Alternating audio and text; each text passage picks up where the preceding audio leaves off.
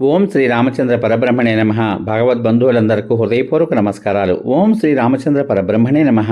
ఆపదామపహర్తారం దాతారం సర్వసంపదాం లోకాభిరామం శ్రీరామం భూయో భూయో నమామ్యహం. ఓం శ్రీ రామచంద్ర పరబ్రహ్మణే నమః. శ్రీ వాల్మీకి రామాయణము 4వ కాండ అయిన కిష్కింధాకాండ ఎందలి 36వ సర్గయందలి గల 20 శ్లోకముల యొక్క వచన భావసారాన్ని సుగ్రీవుడు లక్ష్మణుని క్షమింపుము అని వేడుట, లక్ష్మణుడు అతనిని ప్రశంసిస్తూ తనతో రమ్మని అతనిని ఆదేశించుట అనే కథగా విందాం. తార వినయపూర్వకంగా పలికిన ధర్మసమ్మతమైన ఆ మాటలను మెత్తని స్వభావం గల లక్ష్మణుడు అంగీకరించాడు. అప్పుడు లక్ష్మణుడు తార మాటలను అంగీకరించిన పిమ్మట సుగ్రీవుడు లక్ష్మణుని వలన కలిగిన గొప్ప భయాన్ని తడిసిన వస్త్రమును వలె విడిచిపెట్టాడు. పిమ్మట సుగ్రీవుడు తన కంఠమునందున్న చాలా పేటలతో విచిత్రమైన పెద్ద మాలికలు గల సముదాయాన్ని తెంపివేశాడు. అతని మదం తొలగిపోయింది. వానరులందరిలోనూ ఉత్తముడైన ఆ సుగ్రీవుడు భయంకరమైన బలముగల లక్ష్మణుని సంతోషపెడుతూ వినయపూర్వకంగా ఈ విధంగా పలికాడు. లక్ష్మణ, నేను రాముని అనుగ్రహం చేత శాశ్వతమైన వానర రాజ్యాన్ని, పోయిన ఐశ్వర్యాన్ని, కీర్తిని మరల పొందాను. తన పనుల చేత ప్రసిద్ధుడైన ప్రభువైన ఆ రామునకు అట్టి ఉపకారమునకు ప్రత్యుపకారంగా కొంచెమైనా సరే ఎవడు చెయ్యగలడు?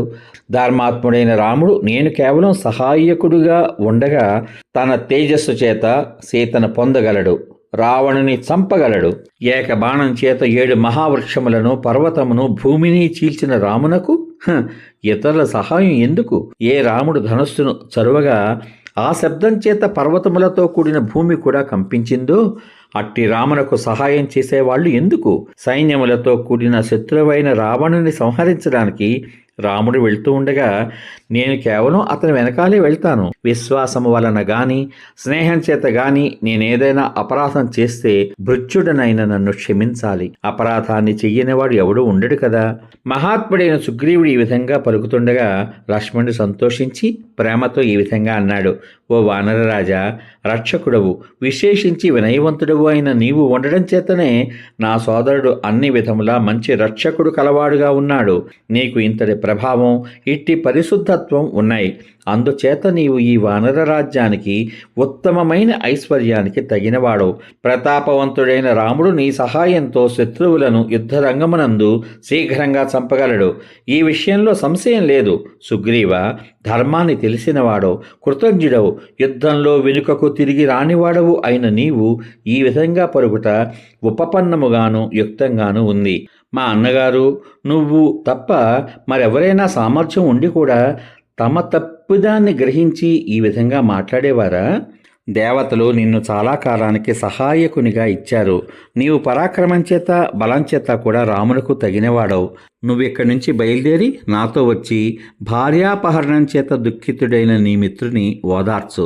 శోకంతో బాధపడుతున్న రాముని మాటలు వినడం చేత నేను నిన్ను పరుషవాక్యాలాడి దూషించాను. అందుకు నన్ను క్షమించు అని లక్ష్మణుడు సుగ్రీవునితో పలికాడు.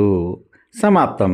ఇంతవరకు మీరు శ్రీ వాల్మీకి రామాయణం 4వ కాండ అయిన కిష్కింధాకాండ ఎందలి 36వ సర్గ ఎందలి గల 20 శ్లోకముల యొక్క వచన భావసారాన్ని సుగ్రీవుడు లక్ష్మణుని క్షమించమని వేడుట, లక్ష్మణుడు అతన్ని ప్రశంసిస్తూ తనతో రమ్మని అతనిని ఆదేశించుట అనే కథగా విన్నారు. ఓం శ్రీ రామచంద్ర పరబ్రహ్మణే నమః. శ్రీరామ రామ రామేతి రమే రామే మనోరమే సహస్రనామ తత్తుల్యం రామనామ వరాననే. ఓం శ్రీ రామచంద్ర పరబ్రహ్మణే నమః. సర్వే జనా సుఖినో భవంతు. శుభమస్తు. స్వస్తి.